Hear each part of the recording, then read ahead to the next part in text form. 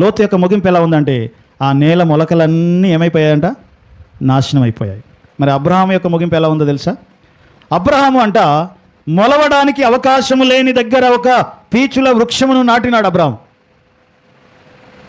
మొలవడానికి అవకాశం లేని దగ్గర ఆయన చెట్టు పాతినాడు. ఎవరు? అబ్రహాం. చదవండి అన్నమాట. ఆదికాండం 21వ అధ్యాయం 33వ వచనం. అబ్రహాం ఒక వృక్షమును నాటినాడు అనే మాట అక్కడ చూస్తాం. అబ్రహాము బెయేర్షెబాలో ఒక పీచుల వృక్షమును నాటి అక్కడ నిత్య దేవుడైన యెహోవా పేరిట ప్రార్థన చేసెను. ఆయన పోయిన స్థలంలోనేమో ఉన్న మొలకలన్నీ నాశనం అయిపోయాయి. కానీ అబ్రహామేమో అసలు మొలవడానికి అవకాశం లేని దగ్గర ఈయన ఏం చేస్తున్నాడంటే ఓ చెట్టు పాతుతా ఉన్నాడు.